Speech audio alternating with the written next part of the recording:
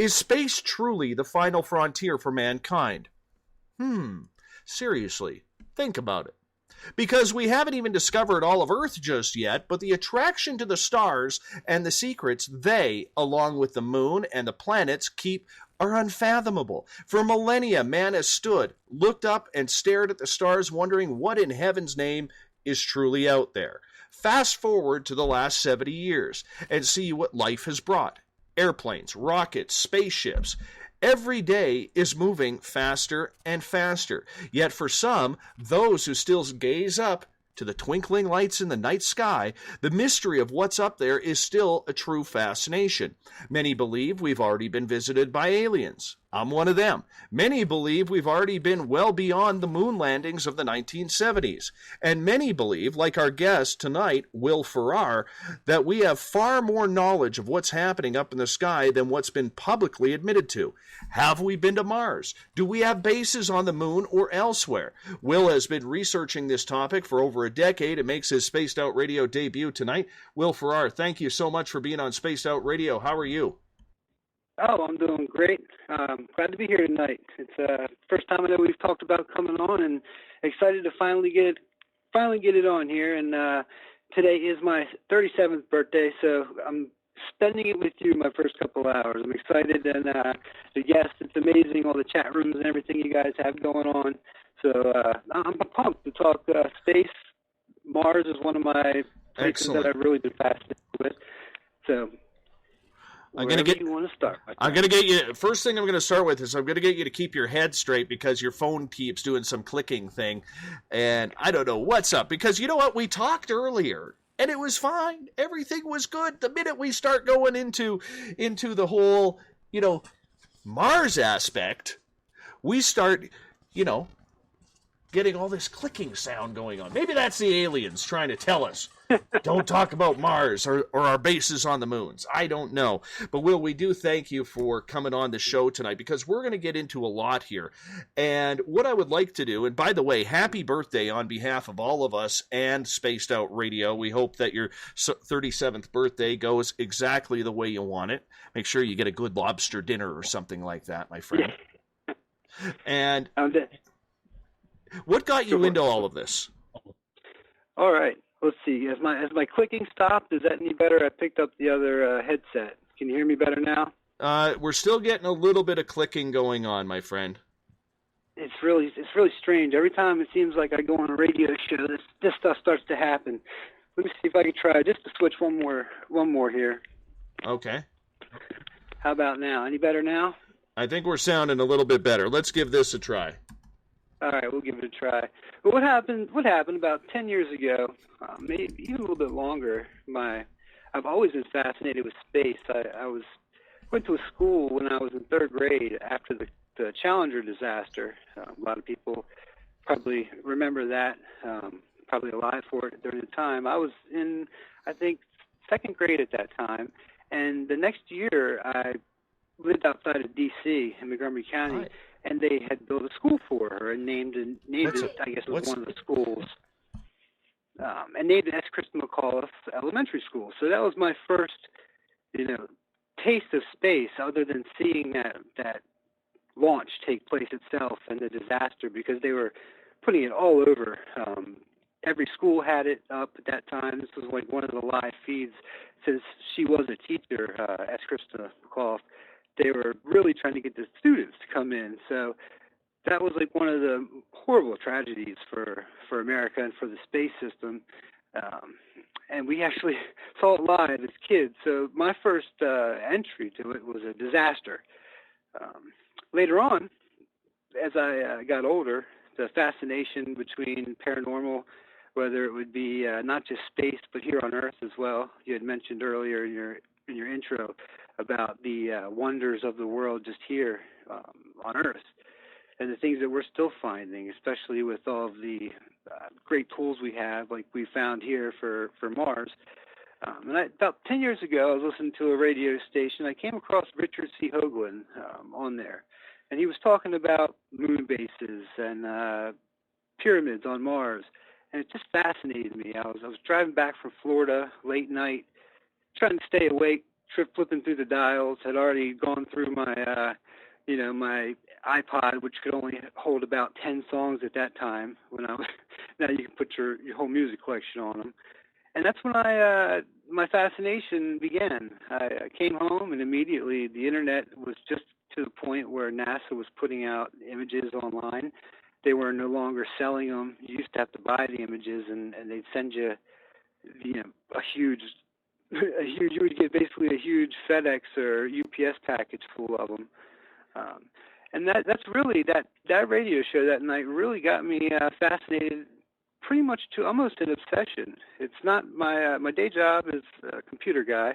I'm actually an IT director for a behavioral health company out of basically nationwide here in America. You guys are up there in Canada, which we have a lot of good friends up there. But yeah, that's kind of what brought me into it. Just hearing Richard's, he can bring you in a way that fascinates you. So after that, I got home that weekend and started looking through pictures and finding where they are. And it's kind of a mess out there. You really got to know where to go and back then, and really hunt these pictures down. They weren't just as nicely, neatly. You could search Google back then, and Yahoo, I think, were the two that you could search. And even AOL, I was finding things through there. But that's really how I got started into it. I started with the moon. There was a guy named J.P. Skipper, too. He had a really great website. I think his website's down now, but you can still find it on the archive.org. There's an internet archive out there that was sponsored by, I think, one of the governments or some of the schools. And you can still find some of his information out there, and a lot of his discoveries are still out there. So that's really how I got into it. Started going through the websites, seeing more and more. And once you start pulling these images up and finding them online, it's almost hard not to find things in them. It's really, especially now, since there's so much out there from all the different missions, from starting back in the 1970s to now. We've got images from the surface, orbital images. We've got satellites up there that you can even, if you've found something you want or something you want to look into. Keith Laney, a friend of mine, he requests pictures all the time through the High-Rise team. So there's a lot of channels to get it, and that's pretty much how I got started into it, and started realizing that there was more to more than meets the eye, and more than that we were being told by the space agencies of the world, especially here at NASA, which seems, has the pretty much reigning globe when it comes to it. So when you decided to start looking into this a little bit more and a little bit heavily into what was going on up above, was it more curiosity at the fact, or was it out of pure knowledge that you wanted to research these topics? I've been having paranormal events my whole life. Since I was a young child, I was able to astral travel and come out of my body. And back then, it was kind of a scary thing when it was going on. So at that time in my life, I was out, looking for answers, not only to what was happening to me personally, but what is actually out there. I think I was in my mid-20s. I think a lot of us at that age really have either contemplated or start to contemplate that stuff. You're on your partying aspects. If you enjoyed that, you're coming along to where why that question, why am I here? What's this? And if you go, there's so much out there. The information is just so mind-boggling. The disinformation as well. It really takes a lot to even just come up with theories of your own. So really, it's just my draw to it was the curiosity. Never did I expect back then to be putting together websites or YouTube channels or anything of the sorts. It wasn't thought of. It was more of a, hey, look at the collection I have, show my friend, or at that time show my father, who's passed since then, which I finally did make a believer. He wasn't a believer at first. He would see just rocks, and say, oh, that stuff's just rocks. But that's really, it was more of, became more of an obsession to me. as well as here on Earth too, because there's so much, like I said, the stuff here on Earth is what really you can compare things to. And when I started seeing those pictures, I mean, the curiosity would just keep on, building up inside me. So it really did become an obsession, as I would sit at night sometimes for 2 or 3 hours and get lost in 1 or 2 pictures, just looking around to basically like run into, looking at photo albums all night. Instead of looking at my family and friends on Facebook, I would be looking at pictures of Mars and things like that, and the moon, of course. But Mars was one that we've had a lot of landers go to, a lot of, orbiting. It was the one that really, even in folklore here, Mars, the god of war, it just how it relates here to us as humans. And I've always felt this connection towards it. Even as a young child, when we would hear stories and things about Mars, it would always be that that red planet up there that we could see with our naked eyes. You could go out on a nice clear night, even outside of D.C. where I lived at the time, and see Mars on certain times, especially when it was close or when it's in your sky. And say, that's the red planet. My parents would take me outside, and so I had that internal part of me that was fascinated by it. So when you started getting that fascination and started looking into all of the aspects that were surrounding the potential conspiracies of what's happening on Mars, the history of it, what's happening on the moon since the Apollo landing, so on and so forth, did you start thinking that there was such a thing like the secret space program? Had you ever heard of that before? What are your thoughts on that? I never heard anything about it until we had a subscriber. Eventually what happened is my curiosity got so intense, I set up a website about it. Since I'm in IT, it was really easy to set up a website, and I thought, I'll make a YouTube channel. And I made a YouTube channel, and my first video was about a pyramid I thought I had found in Antarctica. So I came back to that. I'd created the What's Up in the Sky 37 account and totally forgot. So I came back about probably 6 months later, and realized that there was maybe 500,000 hits on this one video, and I only had two videos on the account. And at that point, I was like, this is where I can start jumping off into space and going through each of these finds, because at this time I was looking for things, but I was also going through what J.P. Skipper had found, what Keith had found, what Richard had found. The names could just go on and on. Brett, my buddies, I've got a lot of friends in a thing we call UFO, which is the United Family of Anomaly Hunters, that we've put together recently. Hey, Will, that clicking sound is knocking you out again, pretty severe here. What I want to try and do, Will, here is I want to try and give you a quick call right back, so that way we can maybe we can just adjust the line here, okay? I tell you what, that's good. You've got my other number too, right? We could probably try that as well. Thank you. All right, now I've got you in my headset. Is that better? Oh, you're sounding crisp and clear. This is what we're going by, just crisp and clear. Ooh, feels so good and smells so good, and we're listening really good right now. Let's do this. All right. So the question was, before you broke up, did you believe in any type of secret space program before you got involved with all of this type of research? I had never heard anything about a secret space program until one of my subscribers sent me one of those cryptic messages that said, "Check out Solar Warden."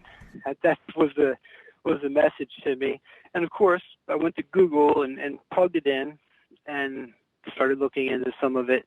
And it's really a fascinating subject, especially you would think that with how far we've come in 60 years, 30, 70 years, like you had mentioned, from just having everything from the technology is just amazing. The fact that we can do this and it can be sent across the world is amazing. So I didn't know anything about it. I hadn't heard anything. Really, I went in as an open-minded individual, ready to take on any information possible. You know, the opening sentence to all my YouTube videos starts off with, I see what I see and you see what you see. That's basically just saying, when we're looking at these pictures and we're going over things, I've had a different life. I've seen different things. I've traveled different places than you have. You might see something totally different, but let's talk about it and see if we can come to an agreement. But as for that, you know, I want to absolutely believe that we've come, DARPA and our, you know, the defense research, for people not sure that is, that's where a lot of our money goes in the black budget to make these, you know, secret weapon systems, robotics, things like that. I would like to think that we're a lot further ahead than we are back then. But yeah, that was the first I had heard of it, was through a subscriber, just kind of one of those cryptic messages. So as you started to go down this rabbit hole regarding the whole potential of the secret space program and the history and anomalies that you were able to start to see in your own research, what questions were going through your own personal mind at that point? Ooh, that's a good one. Is what I'm looking at real? You know, am I looking at real footage that came back? Am I looking at obfuscated footage? Or, you know, when I say footage, pictures, basically. We don't get too many videos back from Mars or from the moon, but basically still shots. You know, has this stuff been edited? I've always been a very skeptical person, but very hopeful. You know, and a lot of people go into their research trying to prove something. I try not to do that, especially because there's so much in there. Like you said, it's a rabbit hole, and everybody has a different story to throw at you or a different theory, and there's so much to take in that I enjoyed that, especially that first 2 years of making the videos and bringing people in and meeting new people that had different information. You know, some people would come in and tell me, hey, you know, this is in Greenland, or these rovers aren't on, you know, Spirit rover, Opportunity rover, Curiosity rover. They're not on Mars, you know. They're out there in the desert somewhere. And at some point, I had to make that internal decision that I'm either going to believe that we went there and that the people who worked on these did complete the work. And I have friends who actually worked for various software companies to help make software for the Curiosity rover. I've had friends that work on satellites. So that whole the whole trusting part was what I wanted to, you know, that was really what was holding me up. What should I trust? What shouldn't I trust? On one hand, we've got NASA giving us pictures, but then on the second hand, we've got what looked to be blurred out, you know, spots that were manipulated on purpose. So your mind starts to go back and forth. Who do you believe? You know, and that's same thing with the Solar Warden or the secret space program. You know, are we out there in fleets? You know, they had, I think it was Gary McKinnon, the guy who was in trouble for hacking into some of the NASA computers. I believe he did it through an old 56 baud modem at the time, and found what he said to be off-site, off-Earth representatives and ships that weren't any here on Earth. So do we have that type of stuff up there? And it is a rabbit hole because there's so much information there. I literally think that so much of it is put there as disinformation to kind of throw you down the wrong trap. If you throw you down the wrong hole for a while, make you chase this before you find anything. But the anomalies themselves and the things we're getting back, if they actually were coming from where they're saying, they're absolutely amazing. Absolutely amazing. Was there people that you looked up to, that you really trusted their research in all of this, that led you down this path? And when you studied their work, find that some of it was more puzzling than realistic to what you were starting to learn? Really, a lot of it at first was J.P. Skipper. He had put together a really good website that had sourced all the material, which is key because there's so many YouTube videos out there, just websites in general, that will show you these amazing pictures and tell you that they're from the moon or from Mars, but they wouldn't source the actual material. So he actually sourced every picture that I would run into. So I started my videos by looking at some of his research and looking at some of Richard Hoagland's research.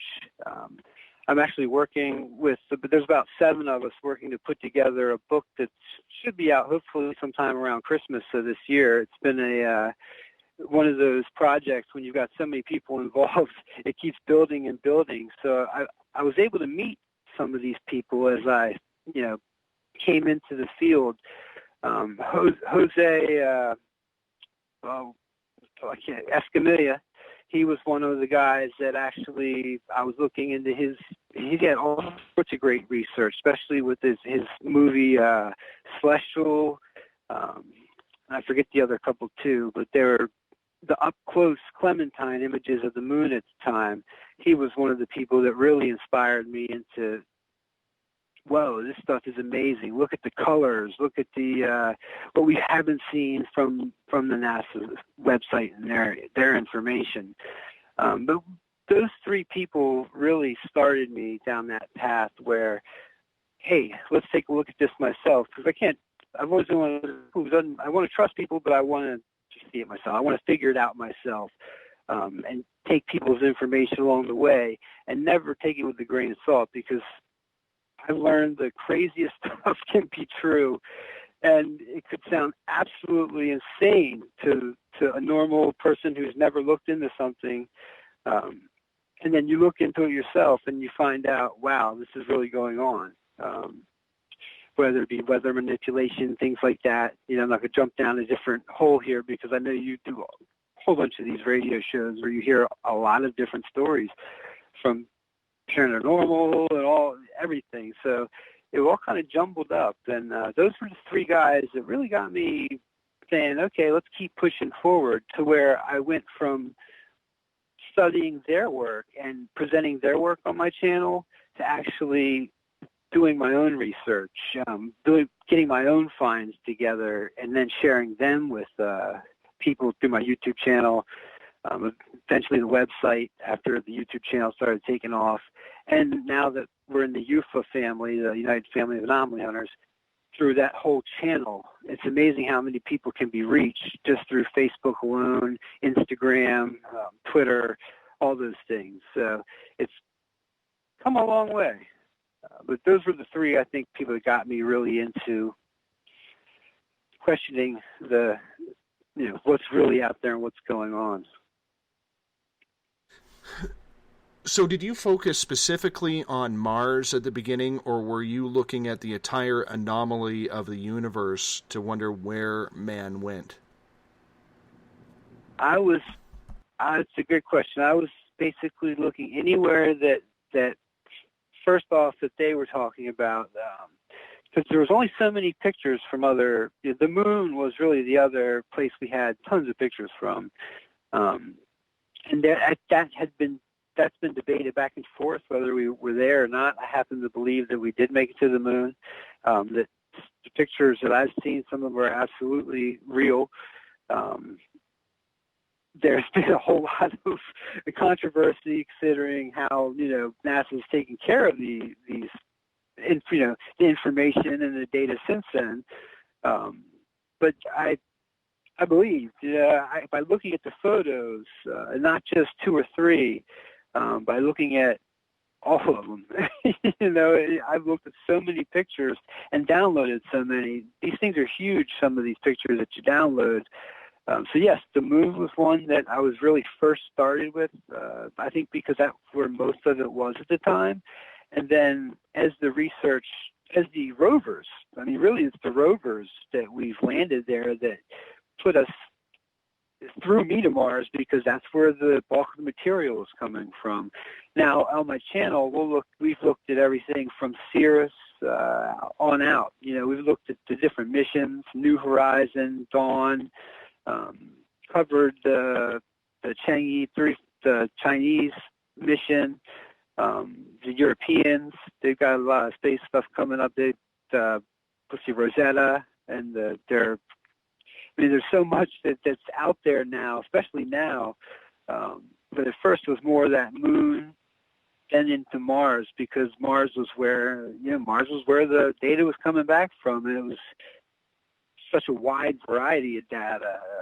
It was easy to start finding my own anomalies, and looking at stuff as though there was a civilization there. Just after I've gotten through the first, I pretty much had made my mind up to the point where there was at least an ancient civilization on Mars. By the time I started doing my own research, just going through Skippers, Keith Laney's, Hoagland's, and those guys, they convinced me. They convinced me by sourcing the material and allowing me to go find it myself, put it into my Photoshops, put it into my filters, take a look at it in different ways.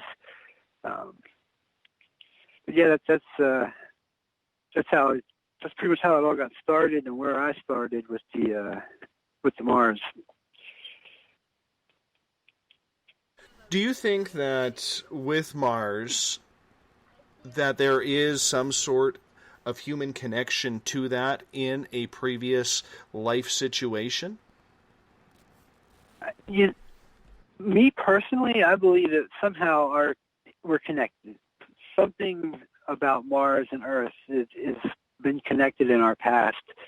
It's forgotten as of now. We're almost like a species who have forgotten our history, from what I believe at least.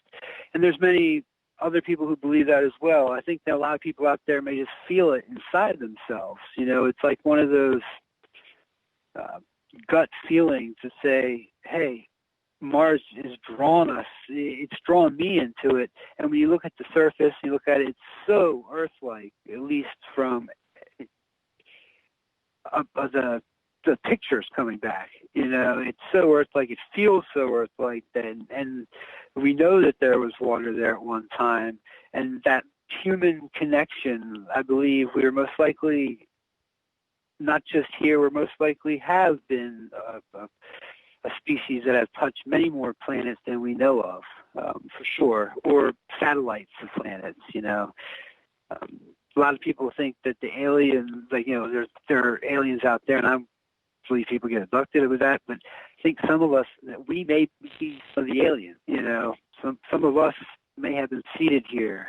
Who really knows when it comes to that? But there's a surreal feeling inside of me that's always said there's a connection there.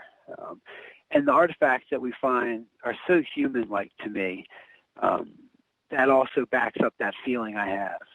If that answers the question. So, do you think that a previous human civilization may have spent time on Mars, or do you think they maybe had their own civilization at some point? Because I know people like Keith Laney believe that. And there's others who believe that. In fact, we've had people on this show who believe that there is people on the moon right now, up to 20 million people, which sounds so far-fetched to me and a lot of our listeners. But the possibility is still there with everything. So, like getting back, if we look back in time, there's a lot of people who also believe that there was some sort of nuclear holocaust on Mars, and that's why it looks like a barren wasteland with only minimal structures that we are finding in these photos. What's your opinion on all of that?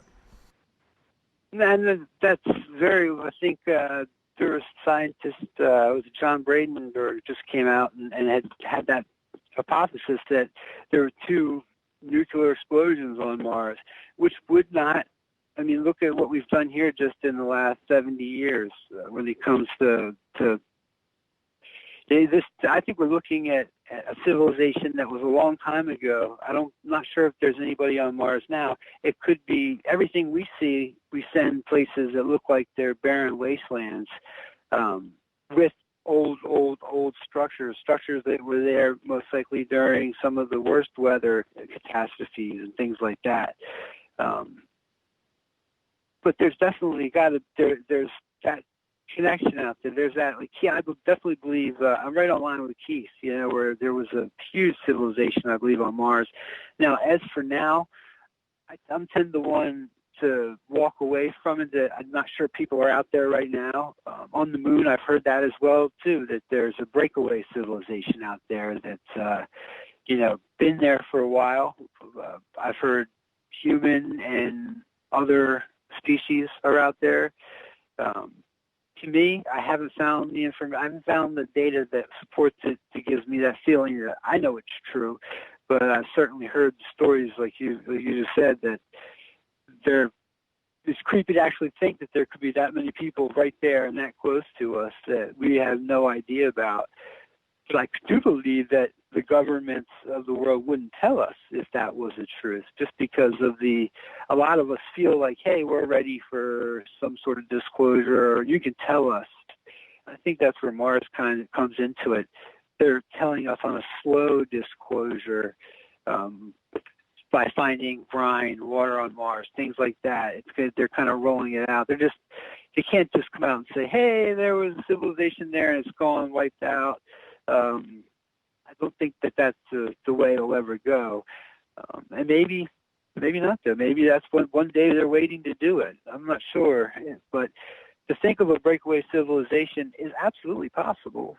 We spend so much money goes into just NASA's budget and the defense budget during the Star Wars era when they were trying to build weapons up in space. Who knows what's getting sent up? I live over by Wallops. It's a base here where they shoot up a lot of the rockets, and they have public rocket launches all the time where they're sending things into space. But any old given day, you'll hear things going up. So they're sending stuff up into the air. They're sending stuff into space. Where it's going, who knows? But they are sending it from our spaceports here on Earth. How are we getting there now? If you believe, which I'm going to assume that you do, that there is human civilization on the moon right now besides a couple of robot rovers, how did we get there? That would be something I'm not sure. It would, with the leaps in technology that we have in the last 70 years and in really the last 10 to 15, you've got private companies building, space vehicles now. You've got, and it's not just here in the United States. Here, it's all over the world. People are getting up. So, if there is a civilization out there, I'm sure they've got some sort of propulsion systems that we don't understand. But the M drive is something that we're hoping is going to be something that could propel us into the future. But there's always a double-edged sword to giving that type of technology, and because people will use it for nefarious reasons, and I understand that. Who knows how they'd be getting there? I know there's people out there who believe that we can teleport to these places through jump rooms, on Mars and things like that. The lawyer, Andrew Basiago, says that he was teleported from space, from somewhere out here in the United States to Mars. I'm not one to tell him that he's that could have been what he did. I don't necessarily believe that, but who knows? Like I said, it's one of those things where there's no line in the sand that can be drawn. When you're in the dark and you're left in the dark about technologies, which we are. We have people like Stanley Myers, who had invented the hydrogen, basically a water-driven car that he could drive his dune buggy, he said, across the United States with very minimal water. It didn't matter if it was salt water. He just said water. Tested it in front of people, ends up dead. Shortly after. So if people are figuring this stuff out, there's got to be propulsion and things like that that are way beyond what we can even think of. Whether they've been taken from down ET craft and reverse engineered or worked on with ETs like a lot of people think. I'm not sure. There's a lot of great stories out there. I'm sure you've probably had a lot of those people on your shows who go through and tell you that people like Bob Lazar and those guys who say they worked at Area 51 with this amazing technology and reverse engineering. We could be basically the craft that we're seeing now in our skies could be the craft that are taking people taking people to the moon or taking people there. Could be humans that are actually in those crafts now. Could be drones, that have these amazing abilities to speed up, slow down, make turns that you couldn't do in a normal airplane. So hopefully this is the best really I could answer, because the moon, it would be the first easiest place to get to, I would imagine, than Mars.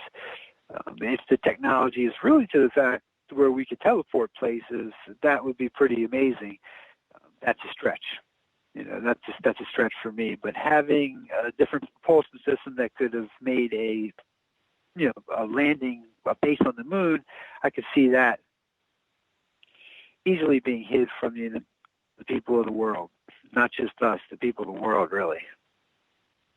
Well, let's talk about that a little bit, because, there are people like Randy Kramer, Andrew Bashago, and others who've said they have spent time on Mars going through jump rooms or using some sort of TR-3B type craft to get there. How would we find that technology in the first place? Eventually, if this is true, that we have been to Mars and are currently on Mars, we have to get there somehow. So have you ever looked into the timeline of when we possibly started heading that way? The timeline goes back. The only timeline I know is what's been in public, from when the Soviets, when it was the USSR, were sending craft out to us, to NASA, the ESA. That's more of a timeline that I follow, because really, if there is stuff out there on Mars, and say humans are there, which one I just have a hard time believing that's true. That people, but the artifacts that we're seeing, they're not sending back pictures anywhere near it. What we're finding looks ancient, something that was there before a huge catastrophe, whether it be a war or, like we had said earlier, a nuclear war or something along those lines.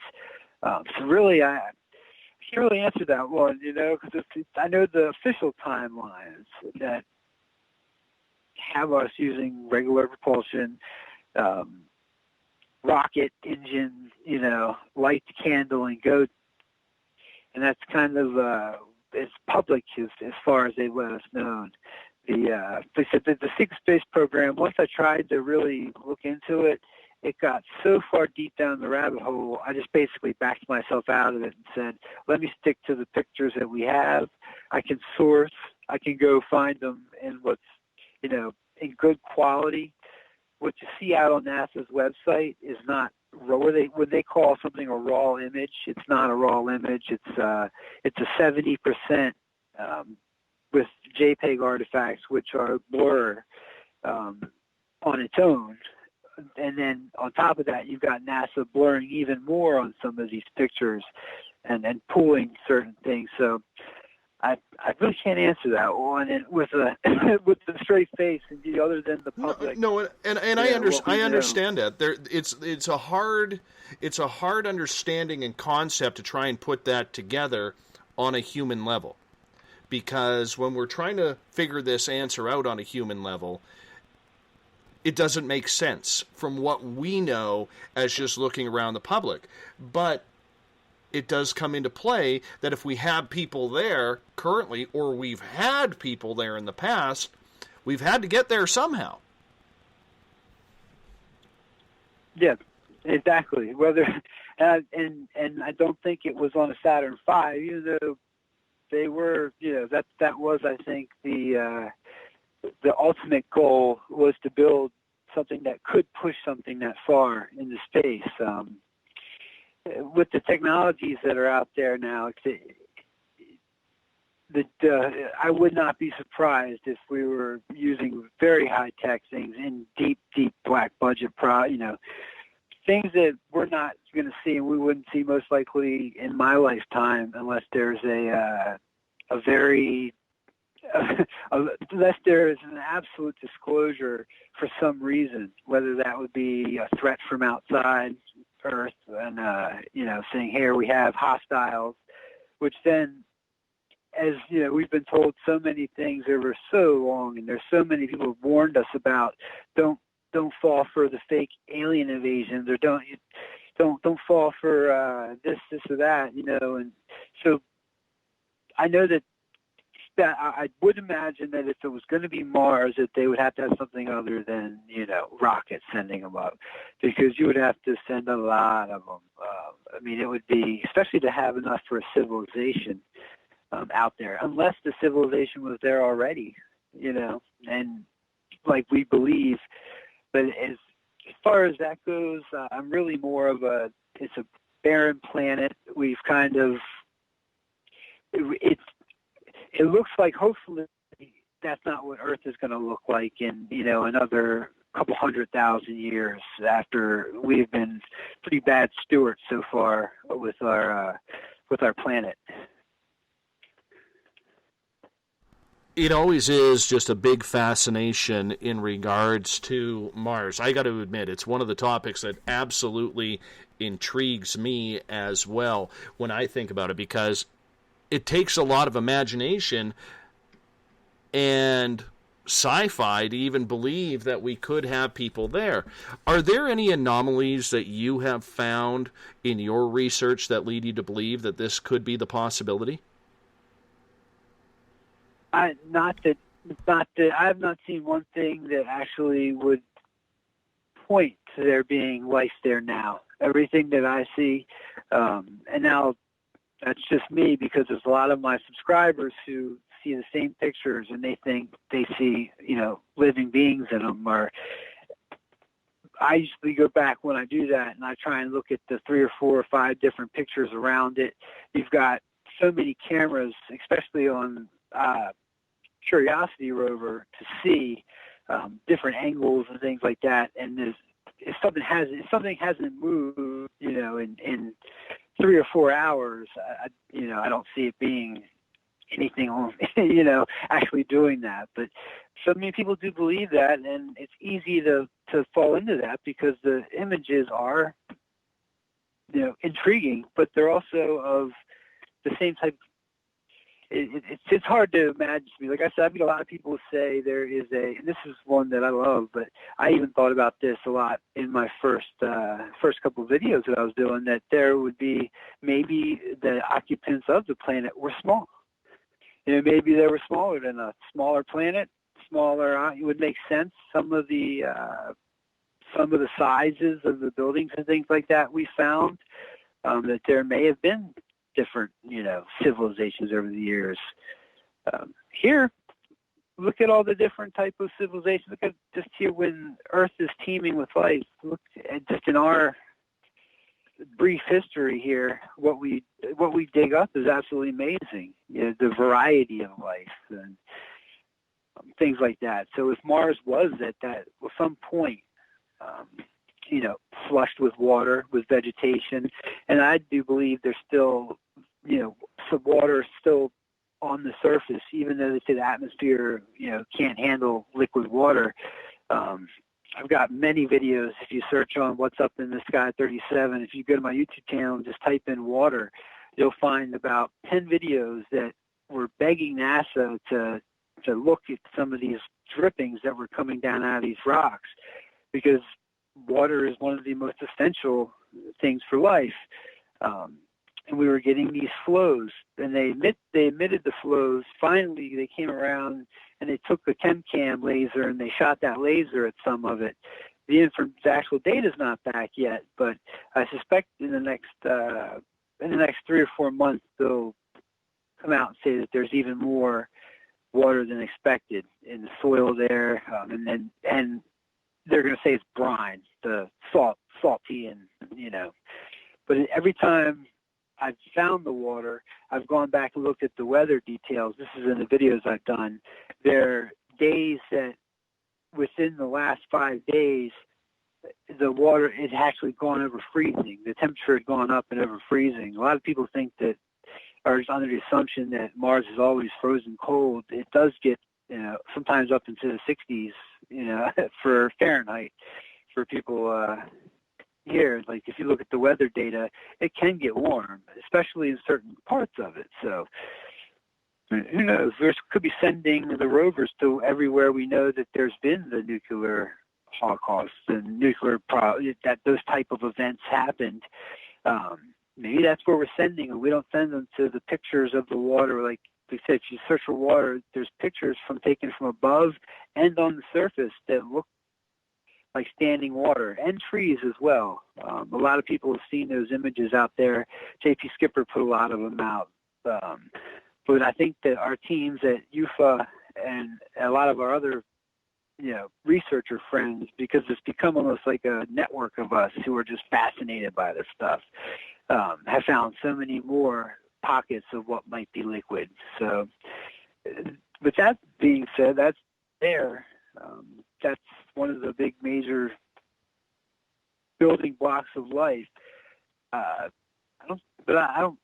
It's hard for me to subscribe to there being an actual civilization there, breathable air for us, but there's surely some amazing things going on there. There is weather, there's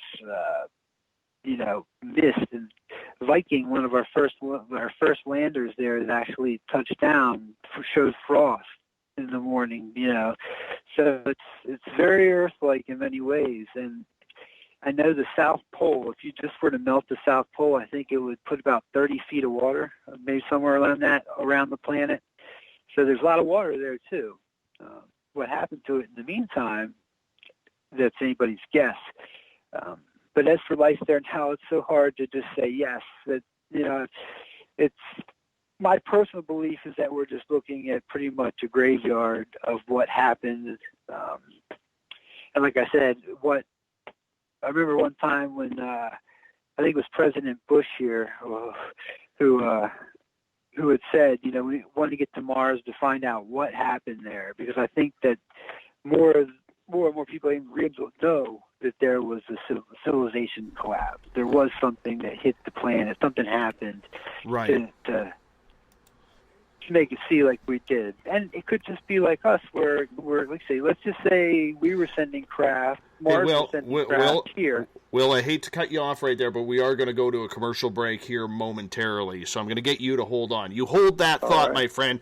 You place a big stop sign right there, because we're going to get right back to that once we get back from our break here on the mighty SOR. Will Farrar is our guest tonight on Spaced Out Radio. He is a researcher when it comes to all things anomalous up in space. Mars, the moon. And it's his birthday today, too. So he's sharing his birthday. We got a couple other birthdays as well. Beautiful Leanna, happy birthday to you. Mike in the SOR Space Travelers Club, happy birthday to you. Full of birthdays around here in the chat rooms tonight. We'll be back with more Will Farrar for hour number 2 right after this on the mighty SOR. I'm your host, Dave Scott. We'll be right back. Now, back to Dave Scott and SOR. Welcome back to the second hour of Spaced Out Radio tonight. I am your host, Dave Scott. Great to have you with us. Tomorrow night and Sunday, we get into the weekend. Dave Cruz with Spaced Out Saturdays, and on Sunday, Cosmic Passport on Spaced Out Sundays with Elizabeth Anglin. They both get going at 9 p.m. Pacific, midnight Eastern Time at spacedoutradio.com. We want to welcome in everyone listening in on WQEE 99 Rock the Key down in Noonan, Georgia, home of The Walking Dead. We are live live as well on the United Public Radio Network. 107.7 FM in New Orleans and over 160 countries around the world. Great to have you with us as well. We are also live on KTLK, The Fringe FM, Renegade Talk Radio out of Las Vegas. And if you're listening in on Revolution Radio, remember the Double R Machine is a donation station financed by you, the valued listener. Head on over to freedomslips.com and donate today. Bill Cardwell has set the password for tonight in the SOR Space Travelers Club. Tintinabulate. Tintinabulate is your password, or as Joe would call it, tractor. Tintinabulate is your password for tonight. Use it wisely, Space Travelers, as Bill sets a password each and every night right here on the mighty SOR. Now, if you want to follow us on social media, you can do so on Twitter, @SpacedOutRadio. I have to laugh because we have a person in our Twitterverse who doesn't like the password, so he puts something violent up there every time, and it makes me laugh, and I caught it at the wrong time. Thanks, Canadian Joe. Anyways, you can use the hashtag Spaced Out Radio if you want to connect live with me during the show as well. Give our Facebook page a like, Spaced Out Radio Show. You can also follow us in the SOR Space Travelers Club on Facebook if you want to join the live chat there. And we're on Instagram, Dave Scott, SOR. You can listen to us on iHeartRadio in the United States. You can go on TalkStream Live. Tune us in on TuneIn. Download and subscribe to our shows on iTunes.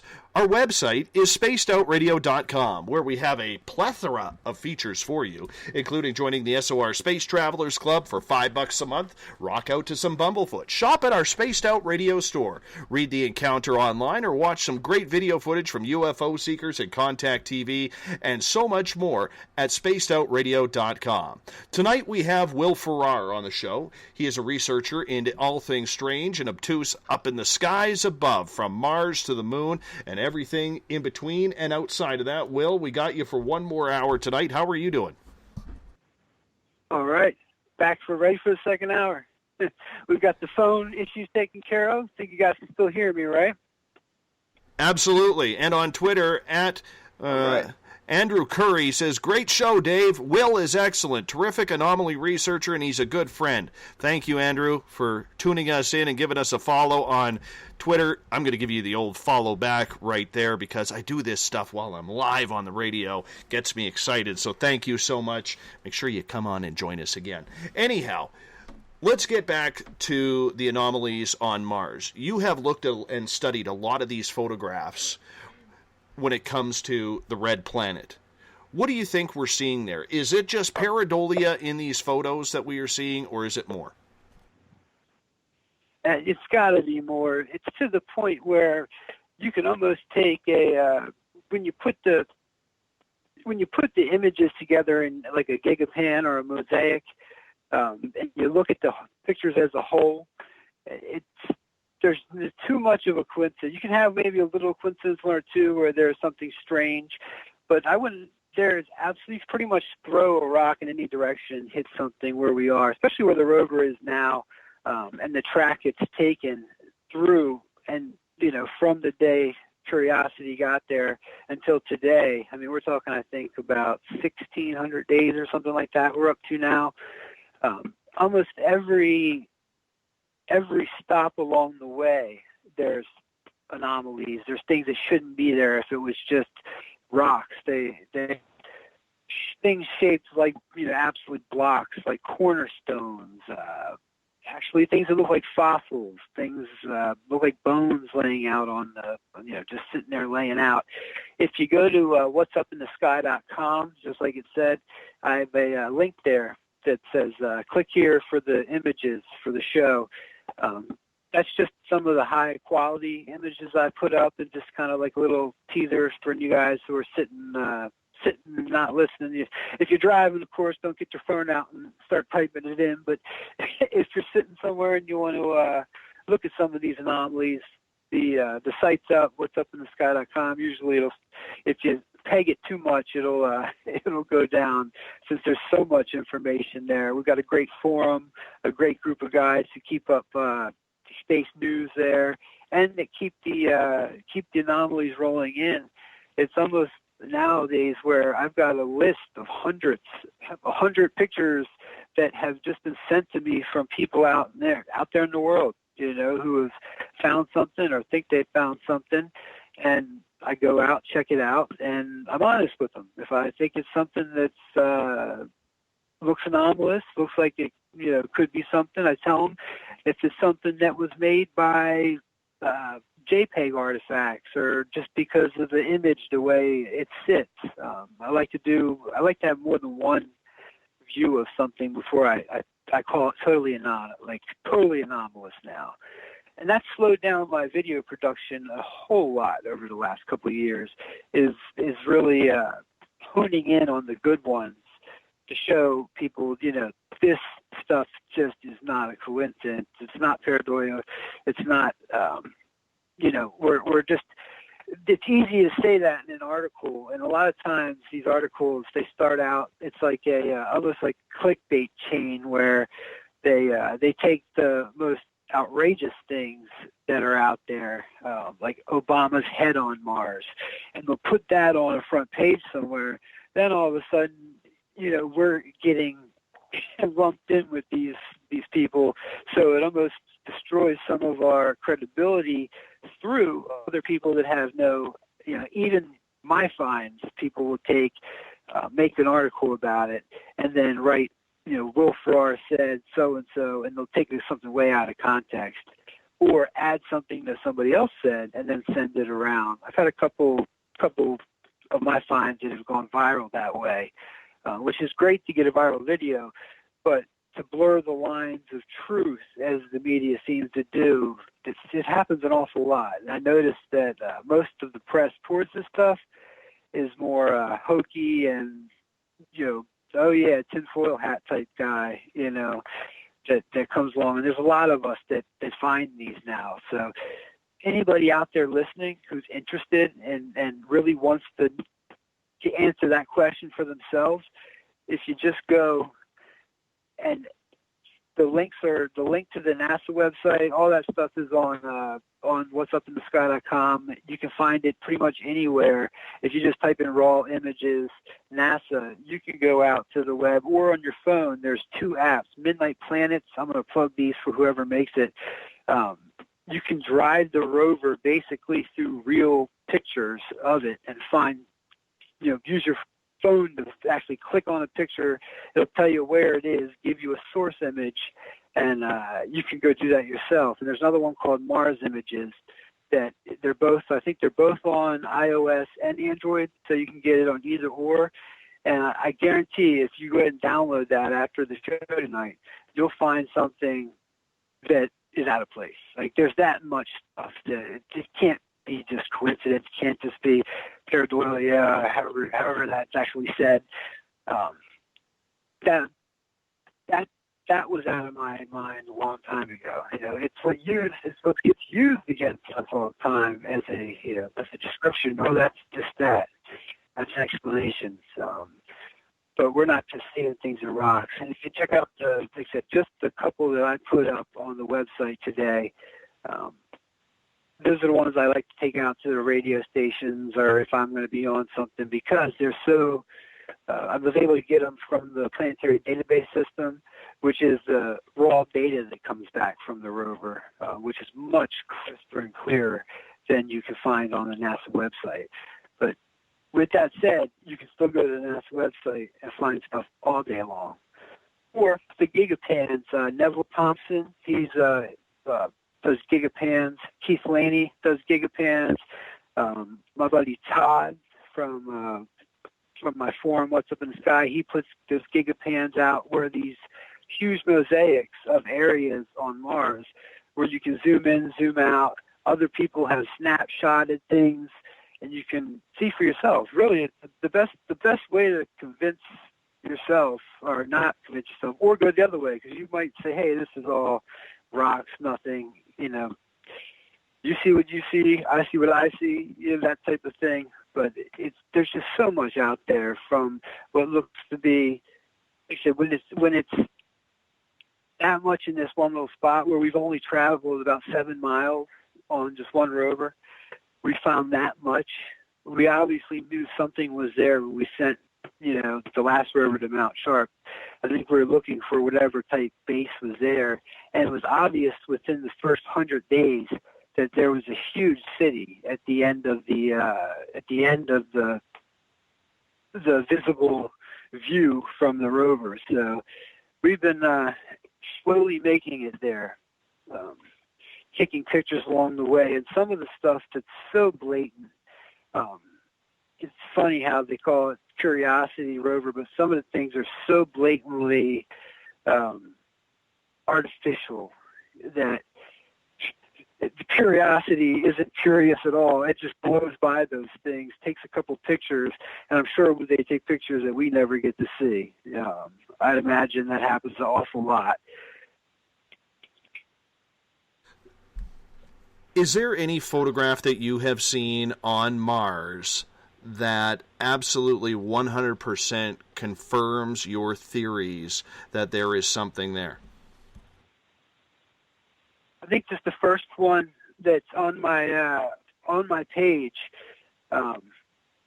It's a picture that has what looks to either be a machine or a possible animal that had vertebrae.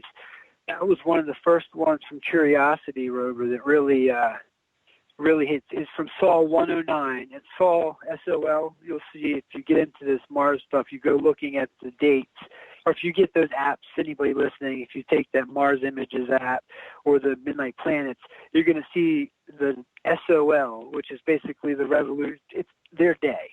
Mars's day, I think, is it's very close to 24 hours, just like ours here on Earth, which is another very interesting coincidence that it's almost has the exact same day as we have here as well.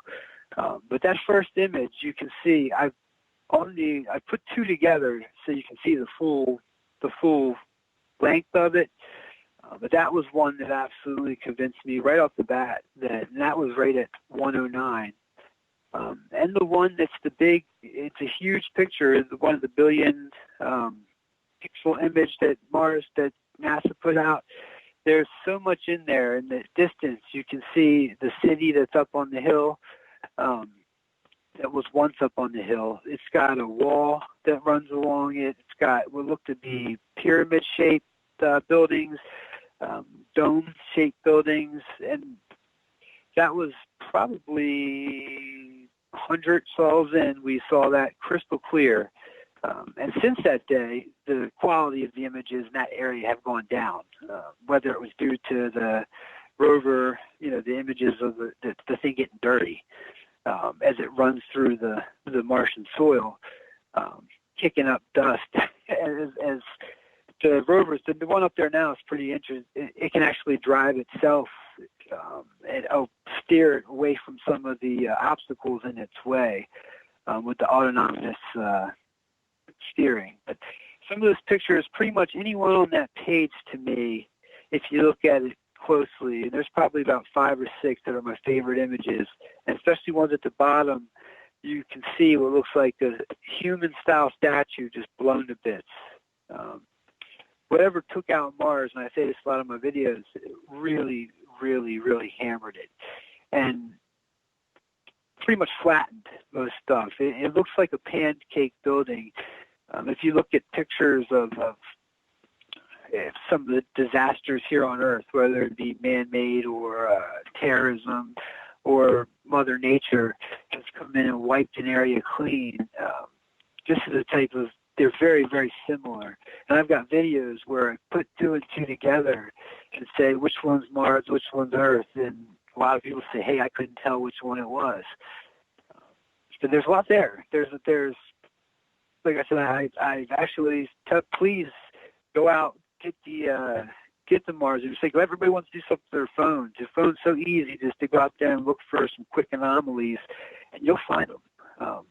And you'll be a believer. If you weren't believing, you'll believe right away, especially when you find one yourself. That's kind of like the rush you get. Like the rush you get right before you probably come on air every night.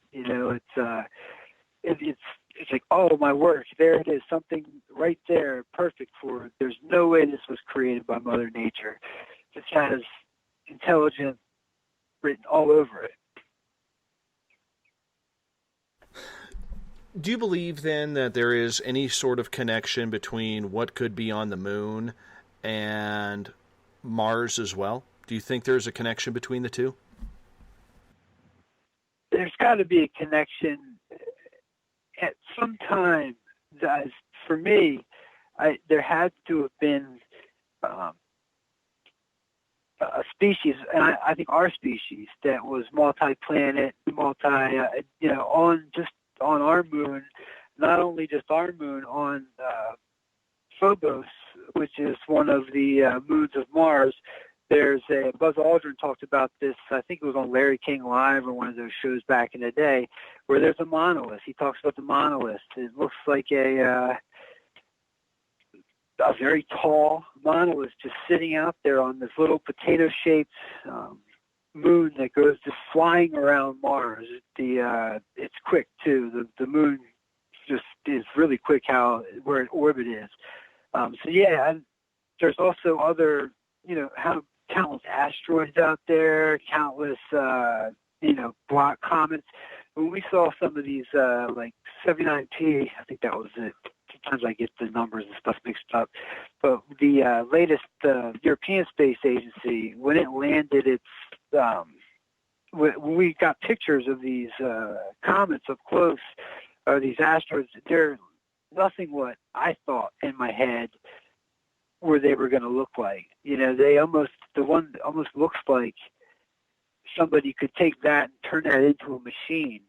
So it might not just be planets. We could be looking at civilization as mined all sorts of things. If most civilizations here on Earth run from raw materials, a civilization that would have been able to go to more than one or two planets, Mars, say Mars and Earth, why not other places? Why not these other moons? And then you see stuff there like the monolith on Mars, and you think, well, it's happened. They've moved.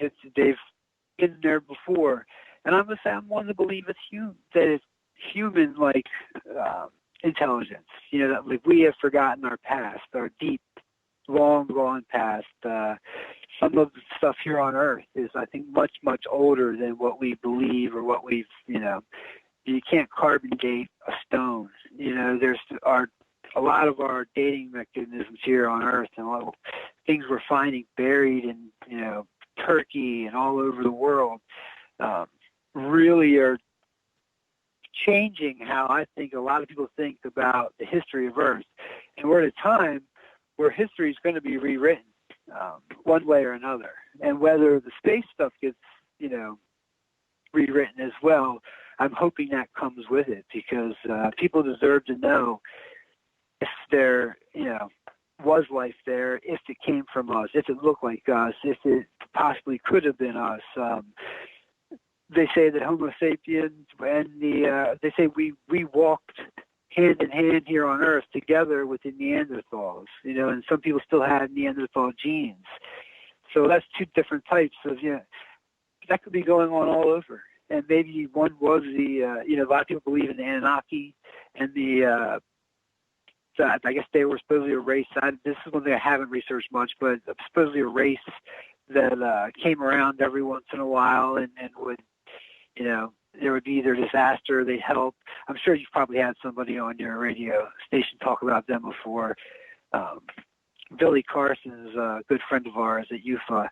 He does a lot of the United Family of Anomaly Hunters. He does a lot about those type of breakaway type civilizations where he believes that stuff has happened before. So why not? If we can hit Mars in there, I would imagine at one time maybe the solar system looked totally different. Just our little neck of the woods. What we see right now could have been, a million years ago, hundreds of thousands of years ago. Maybe the planets were in totally different places. Who knows? But maybe it was easier to travel then, too, if they were in different places. And we can't look at that. We're looking at it from our current standpoint where, okay, we need to use this propulsion to get here. Could it be possible? I've heard stories and I've seen like I said, the Cirrus pictures from it seems like everywhere we go, New Horizons found all sorts of interesting things on that, on that planet Venus. Like, well, what was it, Pluto? And Pluto looks like it had all sorts of amazing tasks to it. That who knows where that was at one time in our solar system. And it's there, like Richard always says, Richard Hoagland, we do a lot of chatting back and forth because we're working on a book. He always says, we can, why not? If somebody could have the technology to live on different places, they could have the technology to move things, maybe move huge objects, such as moons, planets, things like that. The things we're even looking into at just our primitive stage now, how to move an asteroid, or if we have or something coming in at us, a threat. How do you move it? How could we blast it one way or another? We've got just in the next 2 or 3 years, we're going to be launching satellites and stuff that are going to work on that type of technology. How would we do it? Defend our planet. So that's a long answer for yes. I do believe that could be many different planets and even moons that we step foot on in our long forgotten past. Will, I want to talk a lot more about the moon here, but I do want to ask you, besides Mars and the moon, do you believe or have you found any sort of proof whatsoever that states that we as human beings in recent times, let's say the last 50 years, have traveled anywhere else besides those two places? As in on manned missions to those places? Yeah, manned missions.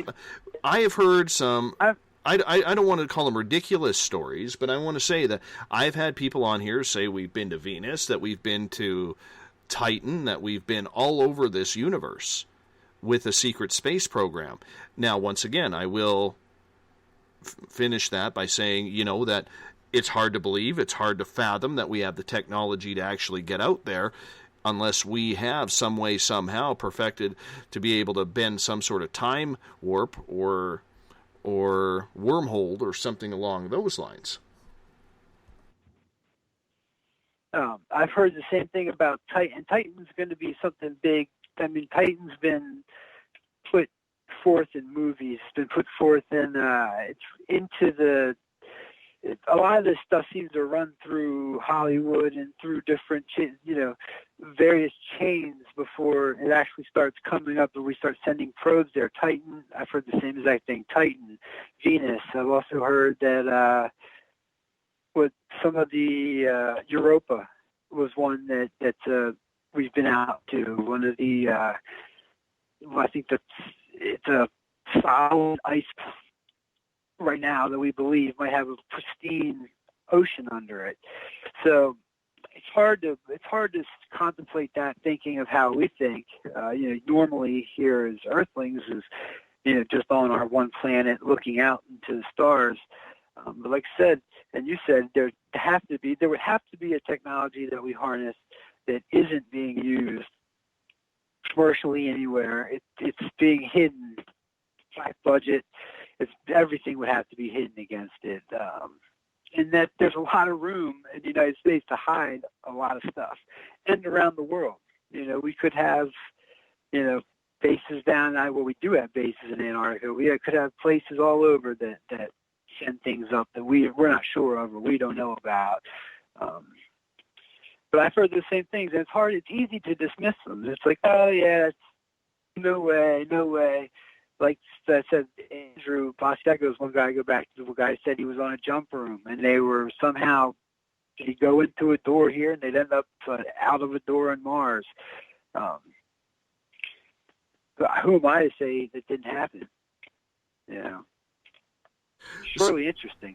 It is very interesting, especially if you believe in the whole Valiant Thor project as well, where, for people who don't know who Valiant Thor was, in the 50s and 60s, an alien named Valiant Thor from the planet Venus was said to have met up at the White House with the president and stayed, and some people believe is still here.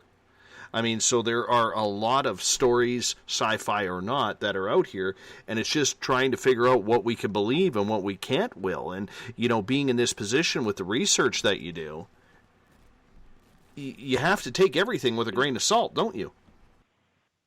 Yeah, you really do, and that's one thing I've set the bar for, and we've done it over at with all my other friends that are anomaly hunters, that we won't just put something out that's not backed by a source. There's got to be an official source for it, like a source link. What really got me doing a lot of these videos, when I finally said I'm going to make this channel more about space, to what's up in the sky, because I had that Antarctica video out and a couple other ones, and had had subscribers before I even knew that I did. I just stumbled back on the channel one day while I was heavy into this research on the moon and Mars, and really came to the point where there's so much. It's the Valiant Thor's thing, where he supposedly was here. That's an absolutely amazing story, And I just actually watched a documentary about it, where people were working with our government, and there's ETs working with us. I could imagine that the technology we have is way beyond what we could even dream of. The pictures of them in there's pictures, if you search for Valiant Thor, there's pictures of him, and he looks like he'd blend in with any other person. But what was it? Eisenhower, I think he supposedly met with. Was he the president at the time? I know we had all sorts of sightings down in D.C. There were UFO sightings all over the Capitol down there, above the White House. It is amazing in regards to the way the stories are told, but let's go back to the moon, because the moon has its own famous stories as well. There is word that Neil Armstrong, on an emergency line, stated, "They are here, they are on the hill, and they are watching us." There are other astronauts, such as Dr. Edgar Mitchell, who stated there was things anomalous with the Apollo programs. And then there's people out there who believe that it didn't end at Apollo 17, that it actually went 18, 19, 20, and 21. I've heard all of those. And Edgar Mitchell, rest in peace, he really did stick his neck out there and gave a lot of research and a lot of his time to pretty much letting us down that rabbit hole a little bit. And it's amazing, I'm sure, some of the people he had access to, even to where you had mentioned, like Armstrong, that when they came back, they had code names and things like that. If you're on the public channel or the private channels when you're speaking. I've also heard the Apollo 17, 18, 19, 20, that they did fly. Like you had said, maybe we weren't invited back. Maybe we were told to come back. I've also seen a lot of people have seen the video that looks, supposedly we were going to Mars in one of our crafts. I think it's been debunked fairly well, this movie, but it shows a landing of a craft on Mars right about that same time. It looked like an Apollo era type film or actual screen and things like that. I'm not sure if you guys have seen that or not, but there's so much out there that's disinformation or stuff that people believe because they've done their research and that's where their research has left them. That puts up so much, that just really just muddies the water up to find out what's truth. What is truth when it comes to this stuff? Would we, or will we even ever find some little inkling of it out there? That's why I really like to do the things that can be sourced, and that's, like I said, that's why I created my video. I would go to these videos, and there'd be these amazing pyramids. A picture of a pyramid, it would say pyramid on the moon, and then I'd go to hit information or look through the video, like, how can I find this image? And the only way I could find it would be searching the internet. But it would lead back to a UFO website, that looked like more clickbait type things, clickbait being, for people out there who don't know, the things on the side that the urgent must see this, or your life will never change after you watch this video. Things that try and draw you in, and then feed you the information or make somebody money. And really, that's happened in the last 5 years. The whole UFO community has been struck by this. All the fakes that come out have really been not just people playing around, it's just people making money from this through clicks on AdSense, through various Patreon accounts, things that people believe and trust people and actually will give money to forward their research. It's amazing. But I always said when I started this, I'll always provide a source link, and more than one if I possibly can. That way you can see it from two different angles. So any of my videos, if you go watch, you're going to be able to go study that yourself. I think I've got about 700 videos now on there. Not all of them are anomalies. Some of them are space news. I don't do them as often as I used to. With work and everybody being so busy, sometimes it's hard to get 1 or 2 videos out per month, because I want to do ones now that really, really are more mosaic. They show a whole picture. It's not just one little artifact or 2 or 3 little artifacts sitting there. But anybody who I like to deal with, researchers, stuff, if they don't hand you the source pictures, I don't really like to deal with them. But I get some emails from people who have these wonderful stories like Diane Gore. But they're just stories. There's nothing that they can necessarily back up things with. So I don't put them on the channel. But I surely discuss them with people like, my friends that are in this type of, into the paranormal, into the UFO, into all of this, because it's such just one of those subjects that can just either make your skin crawl or, make your hair stand up, depending on which side of it you're looking at, the positive or negative. But I got a couple questions coming in from our audience, if you don't mind, Will, because we always like to include our audience in on this.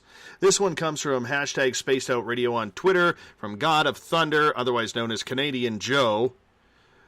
Will, do you believe there is an existing civilization on Mars or the remnants of one? I think we're looking at the remnants of something there. If anything is actually still there living, it would have to have gone underground at some point or adapted to maybe over the years. I would more see like small animals, small things like that would maybe made it. I don't see evidence that there's now this is just from the pictures that we have on the surface of fresh buildings, any new building, things like that. But there are some pictures that have what look to be either, something that was, there's one from the Spirit rover or maybe Opportunity that looked in the picture, there was this little thing that looks like a squiggly, almost snake-looking object there that wasn't there, 10 sols earlier. So something either blew it there, and it looks to have a trail behind it, or it popped out of the sand and walked. That's on my channel. If you go on my channel, you can find that. That's a very well-known. That's not something I found, but that's a very well-known anomaly that's out there. So there could be. But as for, I think we're looking at remnants of a great society too. One that really built things that were beautiful. Some of the remnants of some of the ruins that we find, just on some of the pictures I put, the last 2 pictures from Saw 1065 on my page have some of those ruins. You can see how meticulous they were with the way that they cut, the way they use their tools, things like that. But I do believe that we're not looking at live things going on right now. Another question from our audience. This one comes from Catherine, who is asking, do you believe or have any beliefs about or whether or not we've actually, as humans, made it to Mars?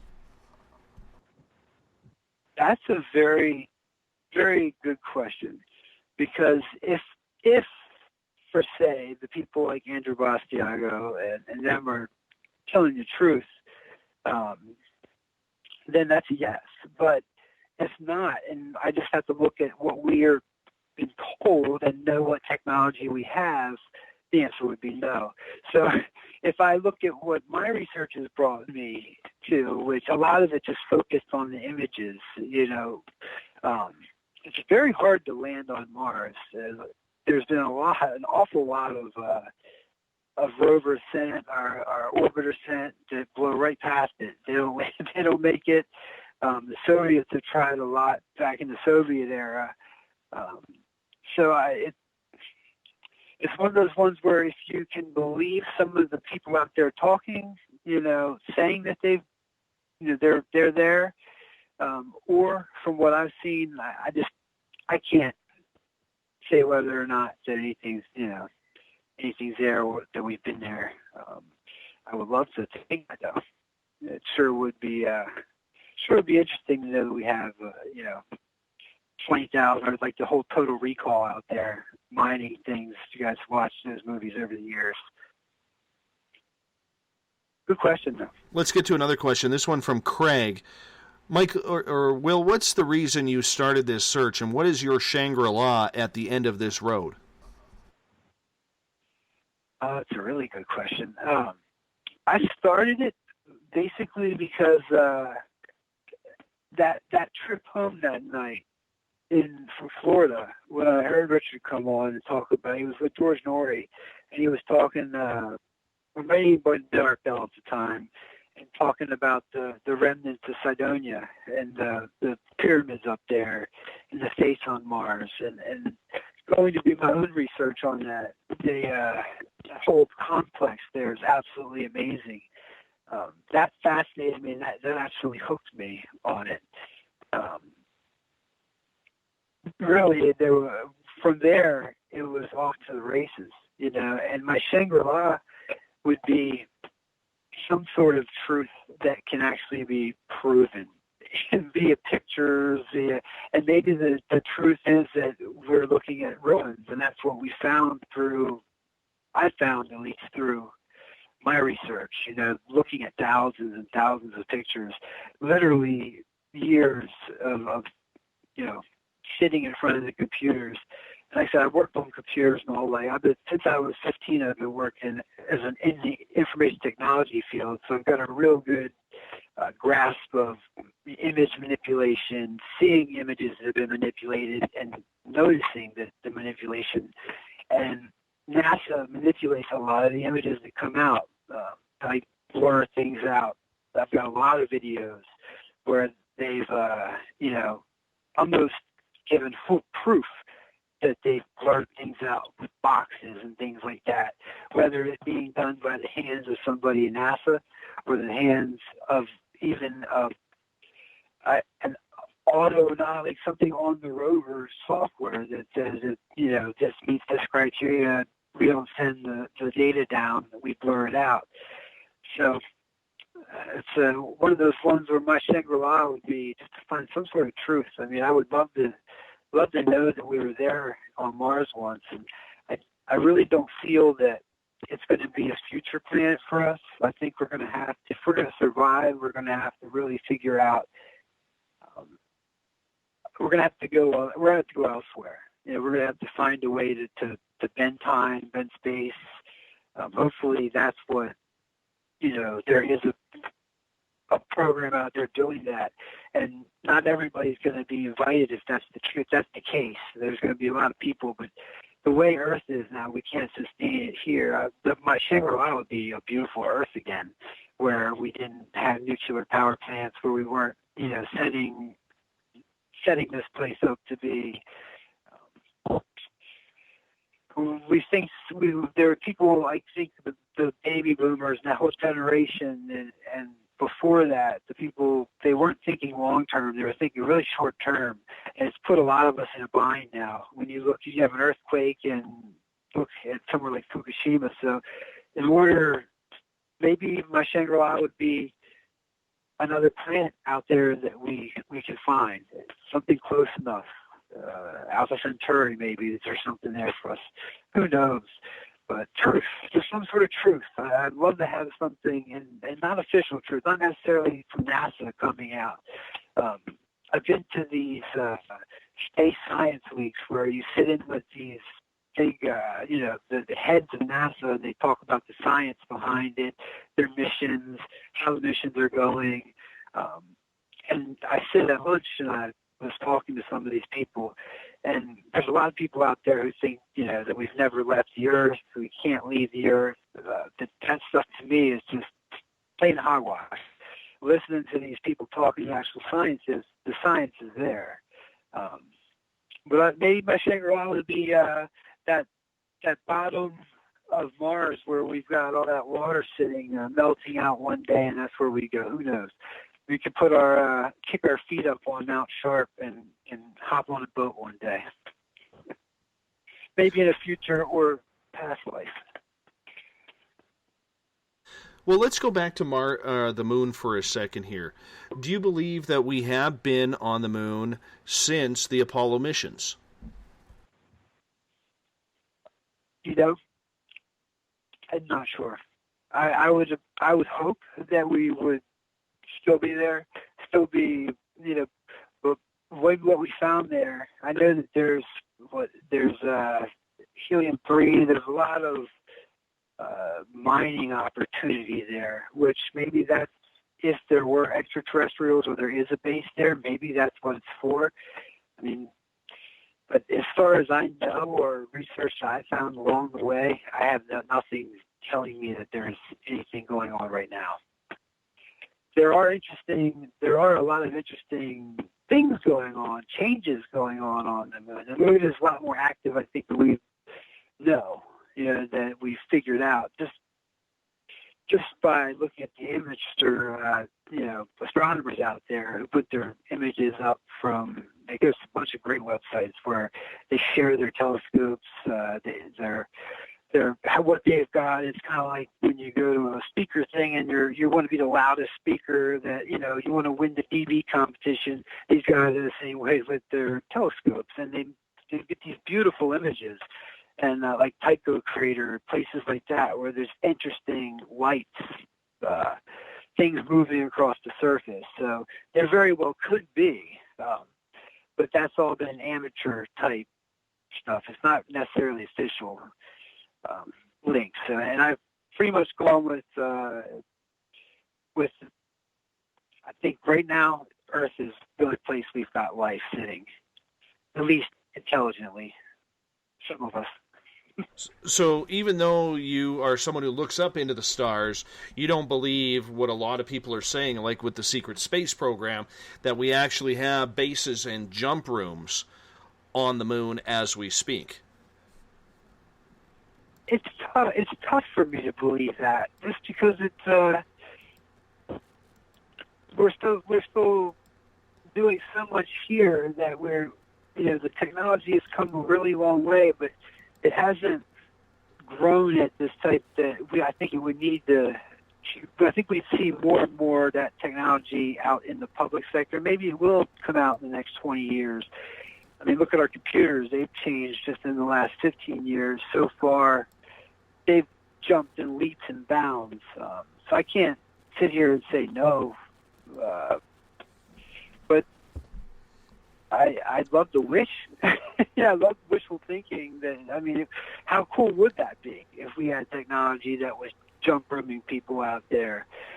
I've really focused more on the images themselves, other than that, because, like I said, that relies on somebody's story, somebody's take on it.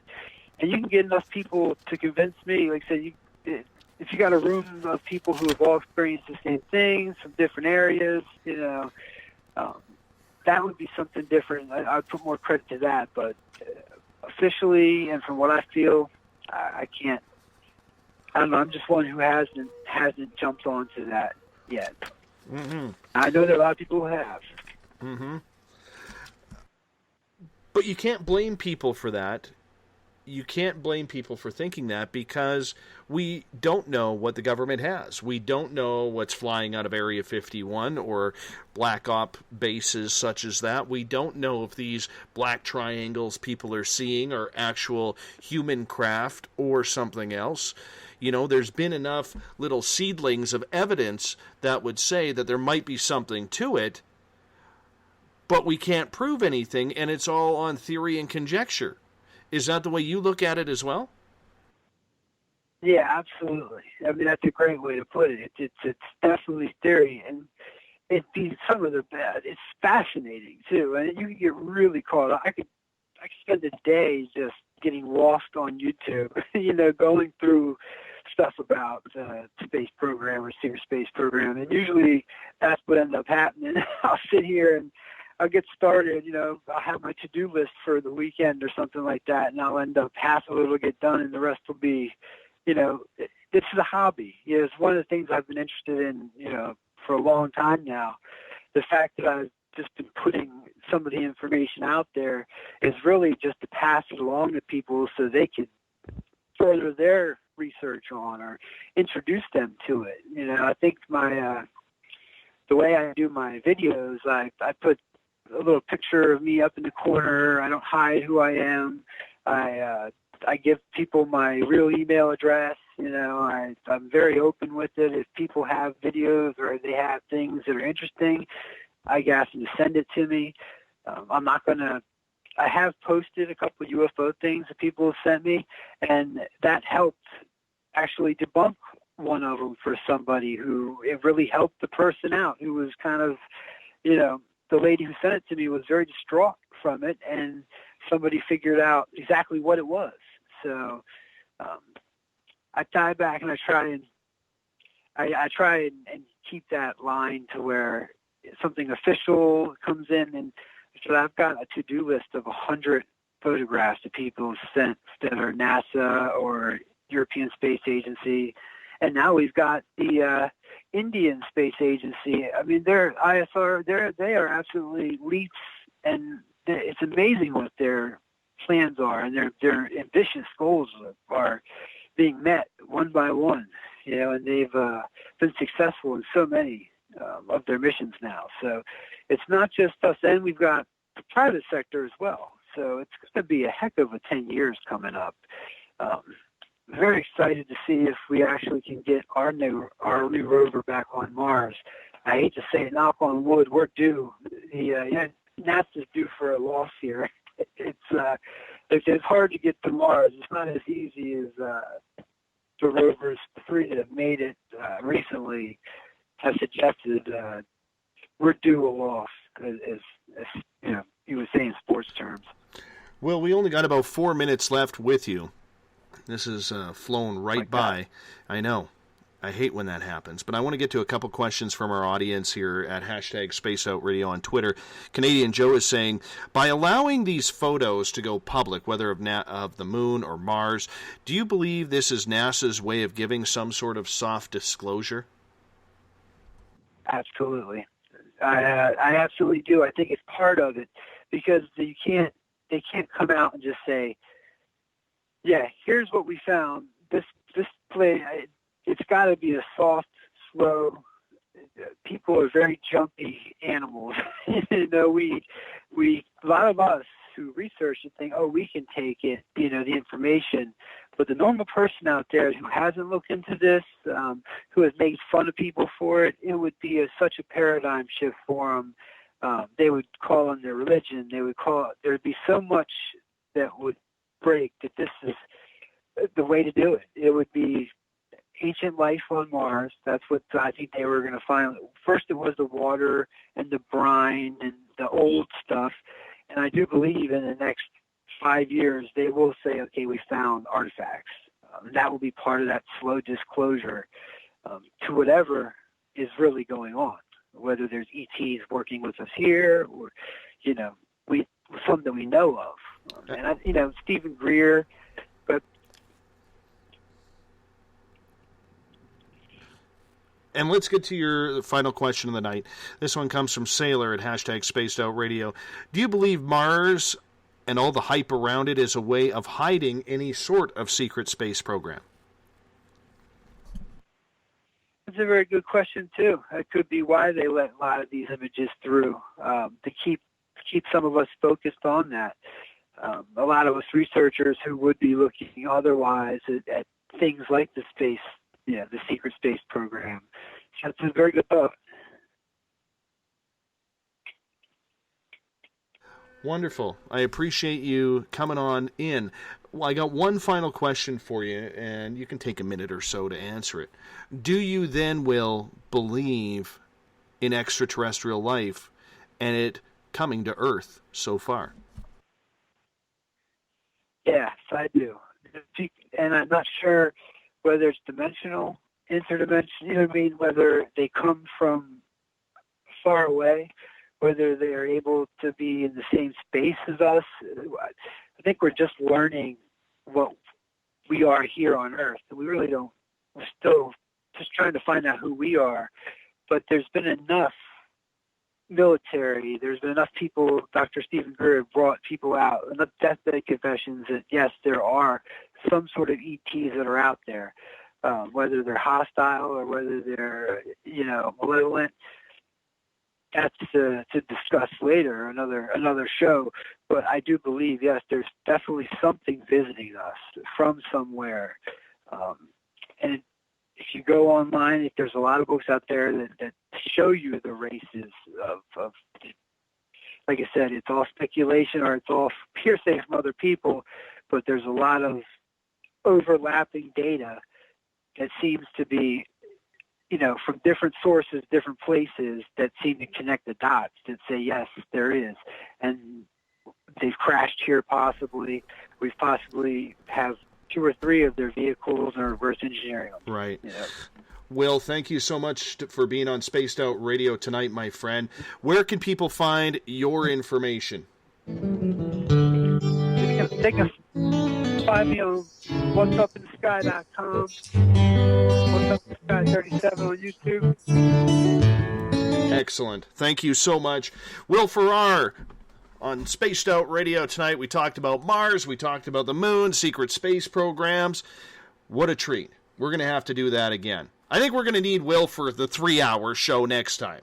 Will, you hold on for a second. I'm going to send us off to commercial here. Coming up in hour number 3, joining me from S4 will be the legendary Corey Rees will join me